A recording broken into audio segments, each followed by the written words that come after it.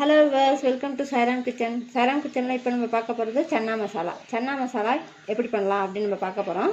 அதுக்கு தேவையான பொருள் அப்படின்னு பார்த்தீங்கன்னா, கொத்தமல்லி தழை கொஞ்சம் எடுத்திருக்கேன், தக்காளி பழம் ஒரு 5 கிட்ட நறுக்கி வச்சுருக்கேன், வெங்காயம் ஒரு 3 கிட்ட நறுக்கி வச்சுருக்கேன், கருவேப்பிலை எடுத்திருக்கேன், சோம்பு 1 டீஸ்பூன், இஞ்சி பூண்டு பேஸ்ட்டு 2 டீஸ்பூன், பட்டை சோம்பு கிராம்பு பிரிட்ஜி இலை கொஞ்சம் நுணுக்கி வச்சுருக்கேன், கரம் மசாலா பொடி ஒரு டீஸ்பூன், மிளகாய் பொடி 1 டீஸ்பூன், மல்லிப்பொடி 2 டீஸ்பூன், தக்காளி அரைக்கிறதுக்கு ஒரு 3, வெங்காயம் அரைக்கிறதுக்கு ஒரு 2, கொண்டக்கடலை ஒரு 1/4 கிலோ எடுத்து ஊற வச்சு வச்சுருக்கேன், தேங்காய் அரை மூடி திருவி வச்சுருக்கேன், முந்திரி பருப்பு ஒரு 10 பல்லுக்கிட்ட எடுத்து வச்சுருக்கேன், கசகசா கொஞ்சம் எடுத்து வச்சுருக்கேன், உப்பு தேவையான அளவு. இதுதான் நம்ம சன்னா மசாலா செய்ய தேவையான பொருள்னு பார்த்திங்கன்னா இவ்வளோ தான். இதை எப்படி செய்யலாம் அப்படின்னு நம்ம பார்ப்போம். ஃபஸ்ட்டு இந்த கொண்டக்கடலை நம்ம வேக வச்சு எடுத்துக்கலாம். இது நல்லா வேகட்டும். இது ஒரு 8 விசில் கிட்ட வச்சு நான் எடுத்துக்க போகிறேன். வேக வச்சு எடுத்துகிட்டு வந்தோன்னே பாருங்கள். இப்போ இந்த கொண்டக்கடலையில் நம்ம தேவையான அளவு உப்பு போட்டுடலாம். உப்பு போட்டு அதை நம்ம குக்கரில் வச்சிடலாம். குக்கரில் வச்சு விசில் போட்டு மூடி வச்சிடலாம். இப்போ அது வேகட்டும். இப்போ பாருங்கள், இந்த கொண்டக்கடலையோடு சேர்த்து நம்ம இந்த ஒரு உருளைக்கிழங்கையும் போட்டு வேக வச்சுக்கலாம். இது ஆப்ஷனல் தான்.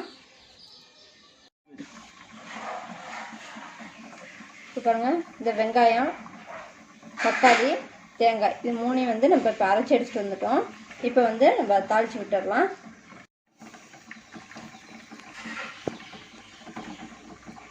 இப்போ பாருங்கள், ஒரு கடாய் வச்சுருக்கேன். அந்த கடாயில் எண்ணெய் ஊற்றிட்டேன். எண்ணெய் ஊற்றினதுக்கப்புறம் நம்ம நுணுக்கி வச்சுருக்கேன் இந்த பட்டை கிராம்பு பிரிட்ஜி இலை அன்னாசி பூ இதை நம்ம அதோட சேர்த்துடலாம்.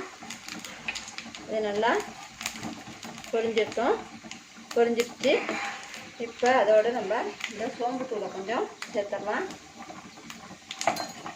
அதுவும் நல்லா பொரிஞ்சிடுச்சு. நம்ம எடுத்து வச்சுருக்க கருவேப்பிலை பச்சை மிளகா அதையும் நம்ம சேர்த்துடலாம். அதுக்கப்புறம் நம்ம பொடியாக கட் பண்ணி வச்சுருக்க ஆனியன் அதையும் அதோட சேர்த்துடலாம். இதெல்லாம் நல்லா வதங்கட்டும்.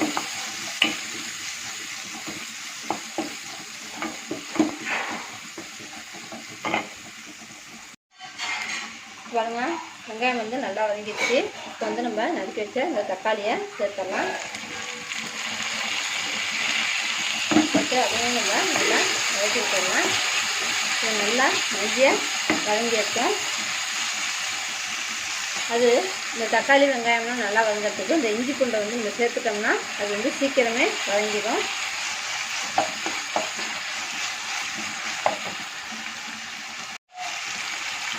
இப்போ இந்த தக்காளி நல்லா வதங்கிடுச்சு. நம்ம அரைச்சி வச்ச இந்த வெங்காயத்தை அதோட சேர்த்துடலாம். வெங்காயத்தை அதோட சேர்த்துட்டோம். அதோட நம்ம அரைச்சி வச்ச இந்த தக்காளி பழத்தையும் அதோட சேர்த்துடலாம். இதுவும் நல்லா பச்சை வாசனை போக நல்லா வதங்கியிருக்கும். பாருங்கள், இது எல்லாமே பச்சை வாசனை போக நல்லா வதங்கிடுச்சு. இப்போ நம்ம எடுத்து வச்ச மிளகாய் பொடி 1 டீஸ்பூன், மல்லிப்பொடி 2 டீஸ்பூன், கரம் மசாலா பொடி ஒரு டீஸ்பூன் இதை போட்டும் நம்ம எண்ணெயிலே நல்லா வதக்கி விட்டுடலாம். இது மாதிரி எண்ணெயிலே நம்ம நல்லா இதை வதக்கி விட்டுடணும். அப்போ தான் சன்னா மசாலா நல்லா வரும்.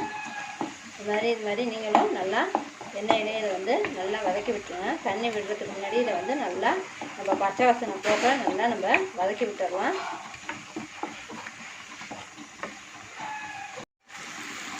அதுக்கு தேவையான அளவு உப்பு சேர்த்தலாம்.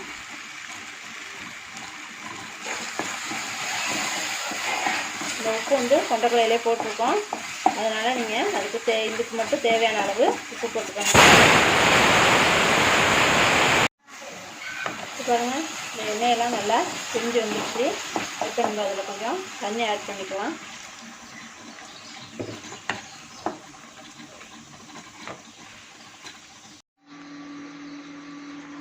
இது நல்லா எண்ணெய் பிரிஞ்சு நல்லா கொதி வந்துடுச்சு.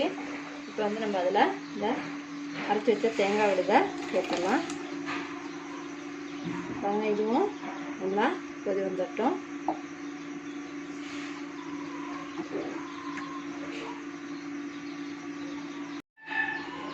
பாருங்கள், இது பாருங்கள் நல்லா மாவு மாதிரி இது மாதிரி வெந்துடணும். அப்போ தான் சன்னாவுக்கு நல்லாயிருக்கும்.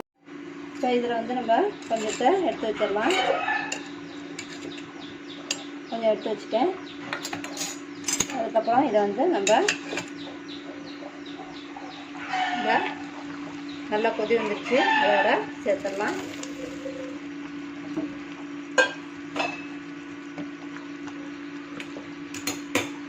இது வந்து நல்லா கலக்கி விட்டுடலாம். அடுப்பு வந்து சிம்மில் வச்சிடலாம். பாருங்கள், இந்த ஒரு உருளைக்கிழங்கு வேக வச்சுருக்கேன். அதை வந்து தோல் உரிச்சிட்டு அதோட சேர்த்துடலாம்.